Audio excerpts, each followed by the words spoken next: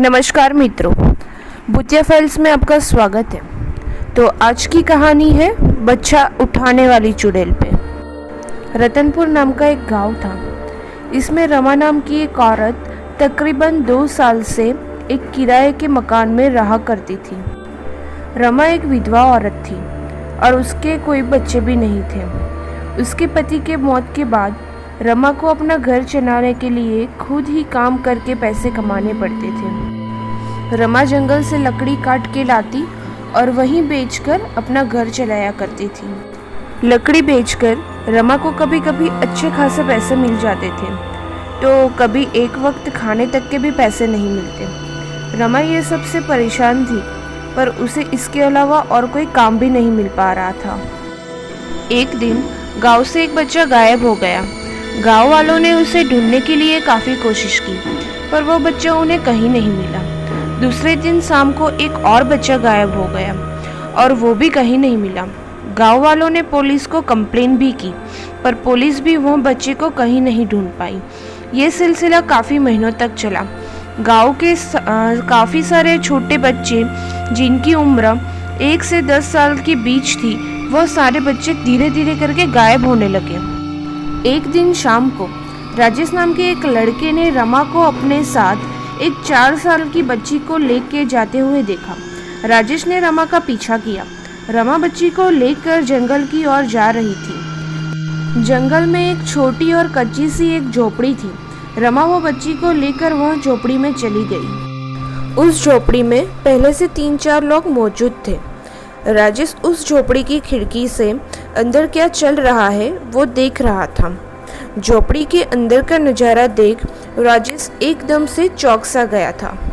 राजेश ने देखा कि रमा के साथ जो 3-4 लोग थे, उन्होंने वह छोटी सी बच्ची के आँख, हाथ, किडनी जैसे अंगों को निकाल लिया था और उसके बदले में उन्होंने रमा को काफ़ी सारे पैसे दिए थे। राजेश यह देखकर समझ गया था कि बच्चे कहाँ गायब हो रहे हैं। राजेश वो बच्ची को तो नहीं बचा पाया। अगर वो बच्ची को बचाने जाता तो वह खुद भी मारा जाता, क्योंकि राजेश एक छोटा सा 14-15 साल का लड़का था। वो अकेले उन 3-4 लोगों का सामना नहीं कर पाता। राजेश ने गांव में जाकर यह बात सबको बताई, पर किसी ने उसकी बात पर यकीन नहीं किया। उतने में गांव वालों ने रमा को जंगल की ओर से आते देखा और उसके हाथ में काफ़ी सारे पैसे भी होते हैं। यह देखकर सब गांव वालों को राजेश की बात पर यकीन हो जाता है। गांव के लोग रमा को पकड़ के एक पेड़ से बांध देते हैं। रमा अपना गुनाह कबूल करती है और माफ़ी भी मांगती है, पर गांव के लोग उसे माफ़ नहीं करते और सरपंच के कहने पर उसे जिंदा जला दिया जाता है। उसके बाद गांव में से एक भी बच्चा गायब नहीं हुआ। गांव वाले फिर से अच्छे से अपनी ज़िंदगी गुजारने लगे। ऐसे में 5 साल बीत गए।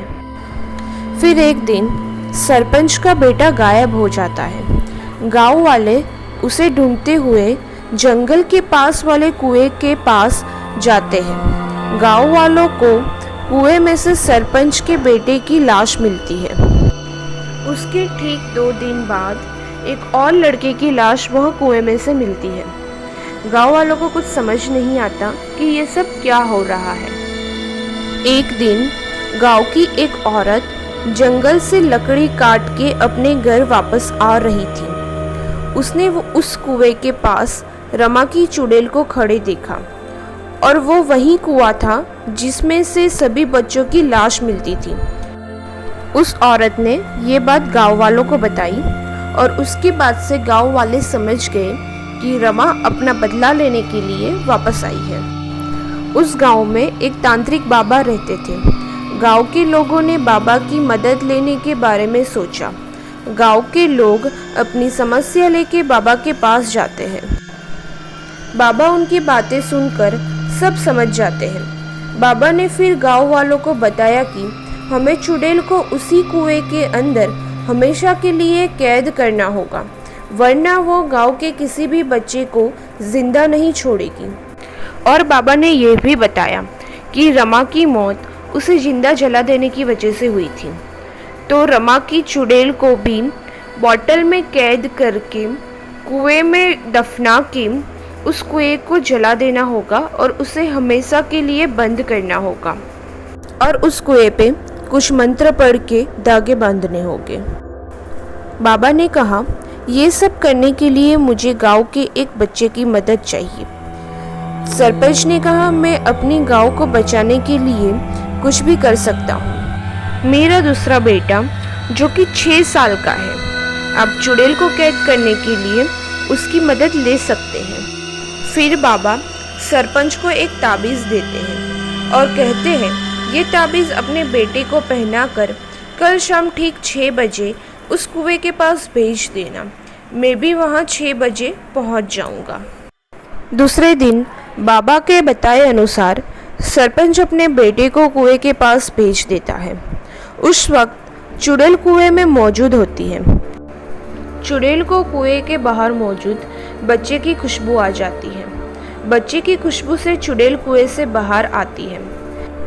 जैसे ही चुड़ैल बाहर आके बच्चे को पकड़ने जाती है, उसे एक झटका सा लगता है।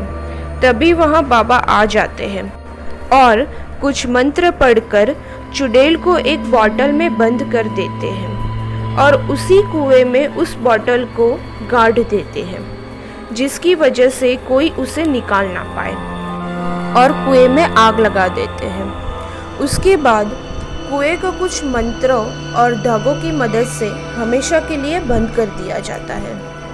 ऐसा करने से रमा की आत्मा हमेशा के लिए उस कुएं में कैद हो जाती है और आज तक उस गांव में से कोई भी बच्चा गायब नहीं हुआ। तो यह थी दोस्तों बच्चा उठाने वाली चुड़ैल की कहानी। अगर आपको ये कहानी अच्छी लगी हो तो हमारे वीडियो को लाइक कीजिए और ज़्यादा से ज़्यादा शेयर कीजिए। अगर आप हमारे चैनल पे नए हो और अभी तक आपने हमारी चैनल को सब्सक्राइब नहीं किया तो जल्दी से जाके हमारे चैनल को सब्सक्राइब कीजिए। धन्यवाद।